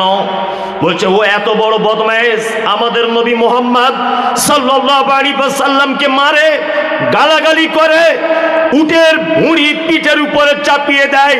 এই রকম বদমাইশ পৃথিবীতে থাকবে আর আমরা পৃথিবীতে বেঁচে থাকবে, এটা হতে পারে না। আপনি একবার শুধু দেখিয়ে দেন, তার গর্দান কেটে টুকরো করে দিব। এই দেখুন বাচ্চা ছেলে। আব্দুর রহমান ইবনে আউফ বলছেন, ওই দেখো দূরে, ওই দূরে ঘোড়ার পিঠে চেপে আসছে, ওর নাম আবু জাহেল। আব্দুর রহমান ইবনে আউফ বলছেন, আমি যখন আবু জাহেলকে দূর থেকে দেখিয়ে দিলাম, দুটি বাচ্চাকে দেখলাম খাপ থেকে তলোয়ার বার করে এত দ্রুত গতিতে ছুটছে আবু জাহেলের দিকে। ছুটতে ছুটতে তারা দুজন, সে তো ঘোড়ার পিঠে আছে, বাচ্চা ছেলে, তাকে তো লগাল পাচ্ছে না, কি করে মারবে। একজন বাচ্চা ছেলে হাদিসের বর্ণনা অনুযায়ী বলছেন যে আমি ঘোড়ার পায়ে আঘাত করলাম, ঘোড়া পড়ে গেল। যখনই পড়ে গেল আমরা দুইজন বাচ্চা আবু জেহেলের উপরে তলোয়ার নিয়ে ঝাঁপিয়ে পড়লাম। এইটা দেখার পরে আবু জেহেলের বেটা দেখতে পাচ্ছে আমার আব্বা তো প্রায় মারা যাবার অবস্থা, দুটো বাচ্চা ছেলে মেরে ফেলছে। আবু জেহেলের বেটা এসে এই মুআজ বলে বাচ্চা ছেলেটাকে হাতে তলোয়ার মারল, তার একটা হাত কেটে ঝুলছে, সম্পূর্ণ কেটে যায়নি। বাচ্চা ছেলেটা হাদিসের বর্ণনা অনুযায়ী নিজের পায়ের তলায় হাতটাকে রেখে টেনে ছিঁড়ে দিলেন। ছিঁড়ে দেওয়ার পরে বলছেন এক হাত দিয়ে এত গতিতে তলোয়ার চালাতে লাগলাম যে আবু জাহালকে মেরে টুকরো টুকরো করে দিলাম। আমরা দুই ভাই, এর নাম হচ্ছে আশিকে রাসূল, এর নাম হচ্ছে মোহাব্বতে রাসূল। সারা ভারতবর্ষ জুড়ে নবীর বিরুদ্ধে যখন বই লেখা হয়, সারা ভারতবর্ষ জুড়ে নবীর বিপক্ষে যখন কথা বলা হয়, সারা ভারতবর্ষ জুড়ে, ভারত, পাকিস্তান, বাংলাদেশ জুড়ে যখন আম্মাজান খাদিজা, আল্লাহ নবীর ব্যাপারে আম্মাজান আয়েশা, বিশ্ব নবীর ব্যাপারে যখন কটূক্তি করা হয়, তখন তোমাকে খুঁজে পাওয়া যায় না। আর তুমি 4-5 হাত পাগড়ি মাথায় বেঁধে আশিকে রসুল দেখাতে এসেছ। তুমি আশিকে রসুল নয়, তুমি হচ্ছে আশিকে শয়তান, আশিকে শয়তান তুমি। বিশ্ব নবীর সুন্নতকে কবর দিয়ে, বিশ্ব নবীর দেখানো রাস্তাকে বাদ দিয়ে, বিশ্ব নবীর চলার পদ্ধতিকে বাদ দিয়ে যারা পীর ফকির হুজুর মাযহাব নিয়ে যারা ব্যস্ত, এরা আশিকে রাসূল নয়, এরা হচ্ছে আশিকে শয়তান। আপনি বিশ্বাস করলেও ঠিক, না করলেও ঠিক। চলুন এবার আপনাকে আর একটা কথা বলে দিই, নবীকে ভালোবাসতে হবে কতটা, তাই না? কুয়াশাও চলে এলো খুব বেশি, কতটা ভালোবাসতে হবে এই ব্যাপারে বলে দিই। এক, আল্লাহ বলেন কুল ইন কানা আবাউকুম ওয়া আবনাউকুম ওয়া ইখওয়ানুকুম ওয়া আযওয়াজুকুম ওয়া আশীরাতুকুম ওয়া আমওয়ালুন ইকতারাফতুমুহা ওয়া তিজারাতুন তাখশাউনা কাসাদাহা ওয়া মাসাকিন তারজাউনাহা আহাব্বা ইলাইকুম মিনাল্লাহি ওয়া রাসূলিহি ওয়া জিহাদিন ফি সাবিলিহি ফাতারাব্বাসু হাত্তা ইয়াতিয়াল্লাহু বিআমরিহি ওয়াল্লাহু লা ইয়াহদিল কওমাল ফাসিকিন। এই যে 12টা বাজে তো আর মানুষ বসবে না, সবাইকে বাড়ি যেতে হবে। কি বললাম বুঝলেন? যারা বাড়ি যাবেন তো যান, অসুবিধা কিছু নেই। হ্যাঁ হ্যাঁ, বাড়ি চলে যাবেন তো ভালো, মানে বেশি বসে থাকলে আপনাকে মানতেও হবে বেশি। ওই জন্য আপনি বাড়ি যদি চলে যেতে চান, এই দিককার লোকগুলো ঠিক আছে, এইটুকুর লোকগুলো এদের কি যে জ্বালা ধরেছে কে জানে, আল্লাহ জানে। যাই হোক, ওই জন্য এখনকার জলসা 12টা 11:30 শেষ করে দিতে হবে, এটা হচ্ছে নিয়ম। যাই হোক, আল্লাহ তাআলা নবীজিকে কতটা ভালোবাসতে হবে, পৃথিবীতে একটা প্রেম বা ভালোবাসার সিরিয়াল করেছেন। এখানে মায়েরা বসুন, মায়েদের ব্যাপারে অনেক আলোচনা আছে। আল্লাহ কি বলছেন? কুল ইন কানা আবাউকুম। আচ্ছা বলুন, সারা পৃথিবীতে যত ভালোবাসার জিনিস আছে, সব থেকে বেশি ভালোবাসার জিনিসের নাম কি? মালদাতে কালকে কাল না, আজ থেকে 5-7 দিন আগে একটা প্রোগ্রাম করছিলাম মালদাতে। তো স্টেজে জিজ্ঞেস করছি সব থেকে বেশি ভালোবাসে কাকে, আপনারা কাকে বাসেন? তা ও স্টেজে বসি বলছে আমি আমার বহুকে বাসি, বলছে আমার বউকে ভালোবাসি।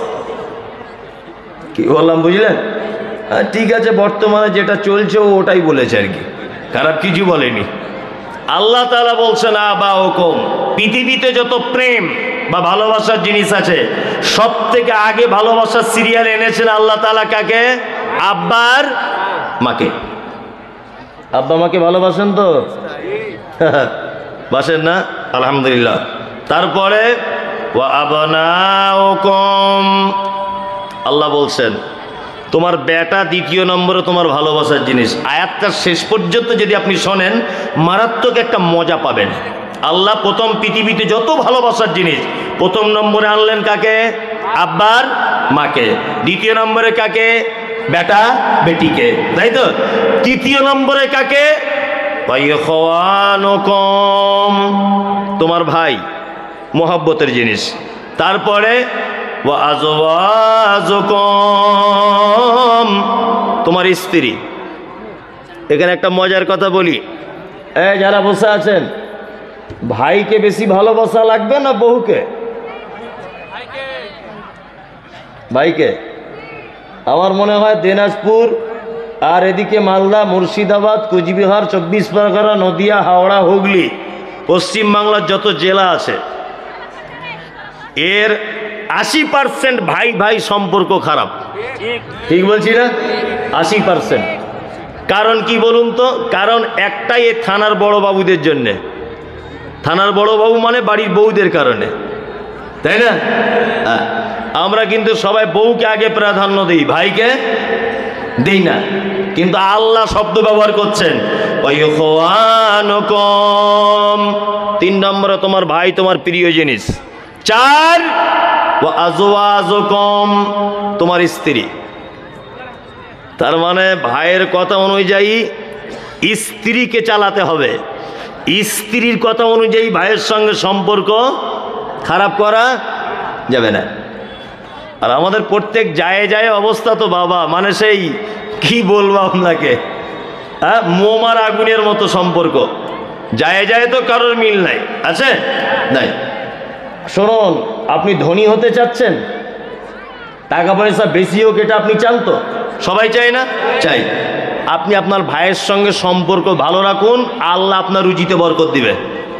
বেশি দিন বাঁচতে চান, আত্মীয়তার সম্পর্ক, বোনের সঙ্গে সম্পর্ক ভালো রাখুন, ভাইয়ের সাথে সম্পর্ক ভালো রাখুন।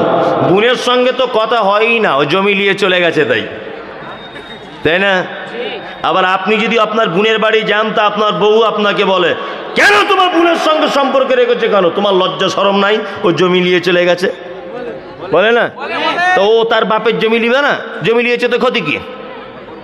ও তো ওর ভাগ নিয়েছে, অসুবিধা কোথায়? কেউ কেউ লোক আছে পাড়া গ্রামের শ্বশুর বাড়ির থেকে জমি জায়গা বিক্রি করে এনেছে, এটা পাড়ার লোক জানতে পেরেছে, তা বলছে তোর মতো নেমোখারা আমার কেউ আছে শ্বশুর বাড়ির জমি বিক্রি করে খাস? ঠিক করেছে, জমি বিক্রি করে খেয়েছে। আমি বলে দিচ্ছি, কাল সকালবেলাতে আপনার শ্বশুর যদি বেঁচে না থাকে তা আপনার বউকে বলুন, যা জমি জায়গা আছে সব বিক্রি করে নিয়ে চলে আয়। এটাই ঠিক। ও তার বাপের জমি কেন বিক্রি করবে না? তুমি যখন তোমার বাপের সম্পত্তি পেয়েছ, সে বেটি তার বাপের সম্পত্তি পাবে না? পাবে। সম্পত্তিটা নিয়েছে বলে কোনো সম্পর্ক নেই। আর আমরা যায় যায় ভাইয়ে ভাইয়ে শুধু এক অপরের ক্ষতি চাই, চাই না? মাঝখানে একটা গল্প আপনাদেরকে শোনাই, ভাইয়ের ক্ষতি চাইলে নিজের ক্ষতি কেমন করে হবে। খুব চমৎকার, এতে শিক্ষা আছে। একটা লোক, তারা 2 ভাই, তার দুজনা মিলে গাই গরু পোষে বাড়িতে। গাই গরু বুঝেন? গাই গরু। এখন বড় ভাইয়ের গরুর দুধ হয় ওই 1.5 কেজি 2 কেজি, আর ছোট ভাইয়ের গরুর দুধ হয় প্রতিদিন 13 কেজি 14 কেজি। এখন ওর বড় ভাইয়ের বউটা ওর বড় ভাইকে বলছে, তুমি নামাজ পড়ছো কেন, একটু দোয়া করতে পারো না যাতে ওদের গাইটা মরে যায়। কেমন বুদ্ধি দেখুন, মেয়েদের শিরায় শিরায় বুদ্ধি, আর ওদের পাল্লায় যে পড়েছে তার 12:30 বেজে গেছে। কি বললাম বুঝলেন? একদম। ও দেখবেন এই জায়গায় চলছে, আপনি এই জায়গা থেকে ছেড়ে দিয়ে ওই মাথা দিয়ে ঘুরে চলুন, ওদের ধারে পাশে যাবেন না। আমার নিজের জীবনে পরীক্ষা, স্কুলে হেডমাস্টার দেখছি আন্ডার প্যান্ট পরে বসে আছে রাস্তার ধারে। আচ্ছা কি ব্যাপার মাস্টার মশাইয়ের এরকম অবস্থা কেন? বলছে সে প্রাইভেট পড়াতে গিয়ে ভালোবাসা করে আর একটা বিয়ে করেছিল না, ওই দুই বয়ে ওর মাথার চুল সব ছিঁড়ে দিয়েছে, দিয়ে এখন পাগল হয়ে আন্ডার প্যান্ট পরে বসে আছে। কি বললাম বুঝতে পারছেন? খুব খাতারনাক, এদের থেকে সাবধানে থাকবেন। ছোট ভাইয়ের বড় ভাইয়ের বউটা শুধু বলছে একটু দোয়া করো না যাতে তোদের গরুটা মরে যায়, জানে শান্তি পাই। মানে একটাই গোয়ালা দুধ নিতে আসে, বুঝলেন না? এদের হয় 3 কেজি, ওদের হয় 13 কেজি। হিংসা হবে কি হবে না? মেয়েদের মন কেমন আর একটা পরীক্ষা করবেন। বাড়িতে দেখবেন যখন মুরগিকে খেতে দেয়, একটা হাতে ধান বা গম নিয়েছে, আহ আহ আহ এরকম করে খেতে দিচ্ছে, আর একটা হাতে দেখবেন ঝাঁটা নিয়ে দাঁড়িয়ে আছে। মানে নিজের মুরগি খাচ্ছে অসুবিধা নাই, পরের মুরগি যদি একটু ঢুকে যায় ওই দলে, তা মেরে তার কলিজা কানা করে দিবে। এইরকম ওদের মন। কি বললাম বুঝলেন? তা ওই লোকটা মসজিদে গিয়ে বইয়ের কথা শুনে দোয়া করছে, রব্বানা আতেনা, আল্লাহ যেমন হোক করে আমার বড় ছোট ভাইয়ের গরুটা মেরে দাও না, দোয়া করছে। আচ্ছা, সব দোয়া কবুল হয়? হয়? তা লোকটা 1 সপ্তাহ যাবৎ দোয়া করছে, ওর বউ বলেছে বলে। ওর বউ একদিন রেগে গিয়ে বলছে, তুমি কেমন নামাজি? হ্যাঁ, 30 বছর নামাজ পড়ে কপাল কালো হয়ে গেল, দোয়া করে একটা গরু মারতে পারছো না, সামান্য ব্যাপার। ভালো করে বুঝবেন। এখন ও একদিন ফজরের নামাজ পড়ে নিয়ত করেই রেখেছে, দোয়া আজ কবুল না হওয়া পর্যন্ত বাড়ি যাব না। খুব দোয়া করছে, রব্বানা আতেনা, আল্লাহ যেমন হোক করে গরু মেরে দাও, তাছাড়া বাড়িতে টিকতে পারছি না। খুব দোয়া করছে। এখন দোয়া করতে করতে বসে আছে, দোয়া করছে, খুব দুলে দুলে দোয়া করছে। ওর বেটি পিছন দিক দিয়ে এসে বলছে, আব্বু। বলছে কি হলো মা? বলছে গরু মরে গেছে। তখন লোকটা হাততালি দিচ্ছে, দোয়া করছে, বলছে আজকে দোয়া কবুল হয়েছে অনেক দিন পর। বাড়ি গেছে, মেন গেটের সামনে দেখছি ওর বউ এরকম ঝাঁটা নিয়ে দাঁড়িয়ে আছে। বলছে তুমি কেমন দোয়া করলে? হে, আমাদের গরুটাই তো মরে গেল। তুমি কেমন দোয়া করলে? আমাদের গরুটাই তো মরে গেল। আল্লাহু আকবার। তখন লোকটা তখন বলছে, না না না, ভুল আমার হয়নি রে, গন্ডগোল এক জায়গায় হয়েছে। যে কি গন্ডগোল?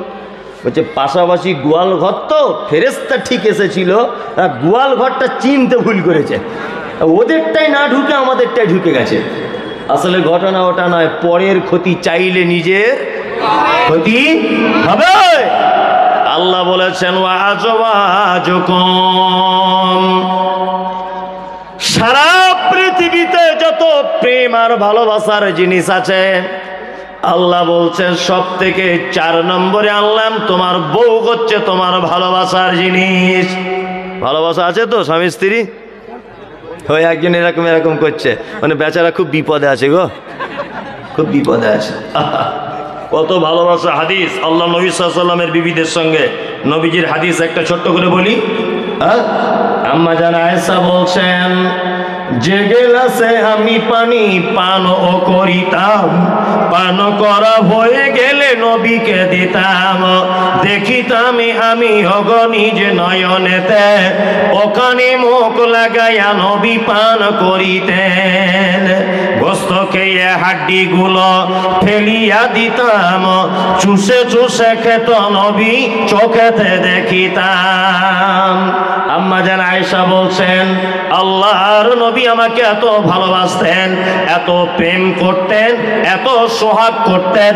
আম্মা জান আয়েশা বলছেন, যে গেলাসে আমি পানি পান করিতাম, পান করা হয়ে গেলে নবীকে দিতাম, দেখিতাম আমি অগণিজ নয়নেতে, ওখানে মুখ লাগাইয়া নবী পান করিতেন।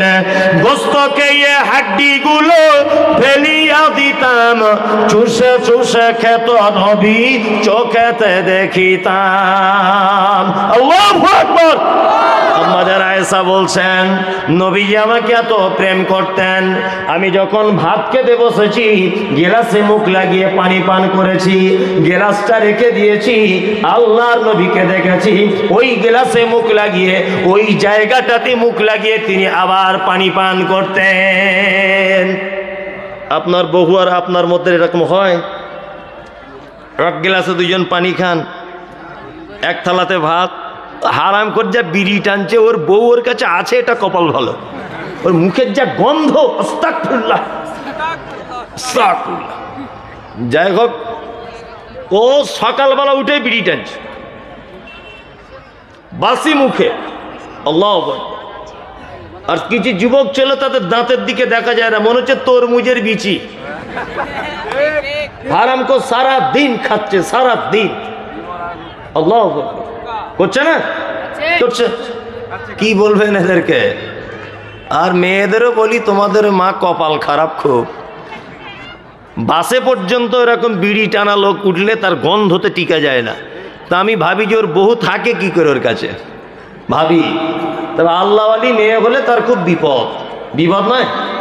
আর মেয়েদেরকেও বলছি, স্বামীর প্রতি ভালোবাসা দিয়ে গহেনা আদায় করতে পারেন। স্বামীকে ঠিক মানে জুত করে রাজি করে সায়া ব্লাউজ কিনে নিতে পারেন। ওকে একটু এক্সট্রা করে ভালোবাসা আনন্দ দিয়ে বলা যায় না, সোনা বিড়িটা ছাড়ো, এটা বলা যায় না? যায়, যায়, কিন্তু ও ওটা করে না। আল্লাহু আকবার। আম্মা জান আয়েশা বলছেন, গোস্ত খেয়ে হাড্ডি গুলো ফেলিয়া দিতাম, চুষে চুষে খেত নবী, চোখেতে দেখিতাম। আল্লাহু আকবার। গোস্তকে হাড্ডিটা দস্তরখানে ফেলে দিতাম, আল্লাহ নবীকে দেখতাম ওই দস্তরখানের থেকে হাড্ডিটা আবার তুলে নিয়ে মুখের ভিতরে দিয়ে চিবিয়ে চিবিয়ে রস বার করে করে খেতে। এরকম ভালোবাসা রাখবেন স্বামী স্ত্রী। আর এখন তো ভালোবাসা নাই, দুইজনের হাতে দুটো মোবাইল, ও ওইদিকে চ্যাটিং করছে আর এদিকে টিকটক দেখছে। রাত 2টো পর্যন্ত যদি টিকটক আর চ্যাটিং নিয়ে ব্যস্ত থাকবে, তা প্রেম হবে কখন? এটাও তো একটা ব্যাপার। ভালোবাসা তোমায় জন্মাবে কখন? ওইদিকে ঘুমিয়ে গেল মোবাইলে, এদিকে ঘুমিয়ে গেল। আল্লাহু আকবার। আমি মনে করছি আগেকার দিনগুলোই ভালো ছিল, ভালো ছিল না? আগেকার দিনই ভালো ছিল। মোবাইল কিছু না, 8টা বাজলো, হারিকেন বন্ধ করে যে যার ঘুমিয়ে যা, তাই না? আর এখনো মোবাইল টিপছে রাত 2টা পর্যন্ত। তা স্বামী স্ত্রী যে ভালোবাসা, মোহাব্বত, প্রেম, ওটা কখন হবে? আল্লাহ তুমি সঠিক বোঝার মতো তৌফিক দান করো, আমিন। এশার নামাজ পড়বেন, খাওয়া দাওয়া করে নেবেন, মোবাইল টোবাইল সব সুইচ অফ, স্বামী স্ত্রী ঘুমিয়ে যাবেন বিবি বাল বাচ্চা নিয়ে। এটাই হচ্ছে সঠিক পদ্ধতি। ফজরের সময় আবার আপনাকে ঠেলে উঠতে হবে। কি বললাম বুঝলেন? স্ত্রীদের প্রতি সর্বক্ষণ কি করবেন? ভালোবাসা রাখবেন। তবে একটা কথা বলে দিচ্ছি, বেশি ভালোবাসতে যাবেন না কিন্তু। ও যদি বুঝতে পেরে যায় যে আমার স্বামী আমায় ছাড়া চলে না, তাহলে আপনাকে ওই আন্ডার প্যান্ট পরে ঘুরিয়ে দিবে। কঠিন খাতারনাক। ওই জন্য একটু অল্প অল্প। আর ভালো যদি কঠিন ভাবেও বাসেন, তবু ওকে বুঝতে দিবেন না। কি বললাম বুঝলেন? বুঝতে পেরে গেলে কিন্তু বিপদ, খুব বিপদে ফেলে দিবে আপনাকে। আল্লাহ বলছেন, ওয়া আজওয়াজুকুম ওয়া আশীরাতুকুম, তোমার নিকট আত্মীয় হলো আল্লাহর পক্ষ থেকে তোমার দেওয়া নিয়ামত, তোমার ভালোবাসার জিনিস। ওয়া আমওয়ালুন ইকতারাফতুমুহা, তোমার উপার্জিত সম্পদ, এটা তোমার মোহাব্বতের জিনিস। ওয়া তিজারাতুম তাকশাউনা কাসাদাহা, আর তোমার ব্যবসা, এটা হচ্ছে আল্লাহর পক্ষ থেকে তোমায় দেওয়া ভালোবাসার জিনিস। ওয়া মাসাকিন তারজাউনাহা, আর তোমার বাড়ি হলো আল্লাহর পক্ষ থেকে বড় নিয়ামত, এটা তোমার মোহাব্বতের জিনিস। বাড়ি মোহাব্বতের নয়? টাকা পয়সা, বিবি বাল বাচ্চা, যত যা কিছু আছে তার ভিতরে একটাও আল্লাহ বলছে অমাসাকিন তারজাউনাহা, তুমি যে বাড়িতে বসবাস করো এই বাড়িটা আমার পক্ষ থেকে তোমার নিয়ামত। তুমি যদি ইচ্ছা করো মার্বেল পাথর লাগাবো রাজস্থান থেকে এনে, তবুও কোনো সমস্যা নাই। তুমি যদি বলো এসি লাগাবো, তাতে কোনো সমস্যা নাই। তুমি যদি বলো আমি টাইলস করব, তাতে কোনো সমস্যা নাই। তুমি 1 কোটি টাকা দিয়ে বাড়ি করো, কোনো সমস্যা নাই। 100 কোটি টাকা দিয়ে বাড়ি বানাও, তাতে কোনো সমস্যা নাই। কিন্তু একটা কথা মাথায় রেখে দিবে, তুমি বাড়িতে আরাম করে কম্বল ঢেকে নিয়ে শুয়ে আছো, আর পৌষ মাসের কনকনে শীতে মসজিদের মুয়াজ্জিন বলে দিল ফজরের সময়তে, আসসালাতু খায়রুম মিনান নাওম। কোটি কোটি টাকার বাড়িতে শুয়ে থাকার পরেও তোমার আজান শুনে মসজিদে গুটি গুটি পায়ে তোমাকে চলে যেতে হবে। এর নাম হলো ঈমান। এর নাম কি? ঈমান। আল্লাহ তারপরে বলছেন মাসাকিন তারজাউনাহা আহাব্বা ইলাইকুম মিনাল্লাহি ওয়া রাসূলিহি ওয়া জিহাদিন ফি সাবিলিহি ফাতারাব্বাসু হাত্তা ইয়াতিয়াল্লাহু বিআমরিহি আল্লাহু লা ইয়াহদিল কওমাল ফাসিকিন। আল্লাহ বলছে এতক্ষণ যত ভালোবাসার কথা বললাম, সমস্ত ভালোবাসার থেকে তিনটে জিনিসকে ভালোবাসা লাগবে। কটা জিনিস? তিনটে। এক, আহাব্বা ইলাইকুম মিনাল্লাহি, আল্লাহ বলছে আমাকে ভালোবাসা লাগবে। ওয়া রাসূলিহি, আমার রাসূলকে ভালোবাসা লাগবে। ওয়া জিহাদিন ফি সাবিলিহি, আমার রাস্তায় জিহাদটাকে ভালোবাসা লাগবে। ফাতারাব্বাসু, যদি এই তিনটে জিনিসকে তোমরা ভালোবাসতে না পারো, আল্লাহ বলছেন ফাতারাব্বাসু, বান্দারে অপেক্ষা করো, হাত্তা ইয়াতিয়াল্লাহু বিআমরিহি, আমার হুকুম আসা পর্যন্ত, অর্থাৎ আমার পক্ষ থেকে তোমাদের উপরে বিপদ আসা পর্যন্ত তোমরা অপেক্ষা করো। তারপরে আল্লাহ বলছে আল্লাহু লা ইয়াহদিল কওমাল ফাসিকিন, আর ফাসিক কওমদের আমি কখনো হেদায়েত দান করি। কি বুঝলেন? পৃথিবীর যত জিনিস আছে সব থেকে তিনটে জিনিসকে বেশি ভালোবাসতে হবে। কটা? এক, আল্লাহকে। দুই, মুহাম্মদ সাল্লাল্লাহু আলাইহি ওয়াসাল্লামকে। তিন, আল্লাহর রাস্তায় জিহাদ, এটাকে বেশি পছন্দ করতে হবে।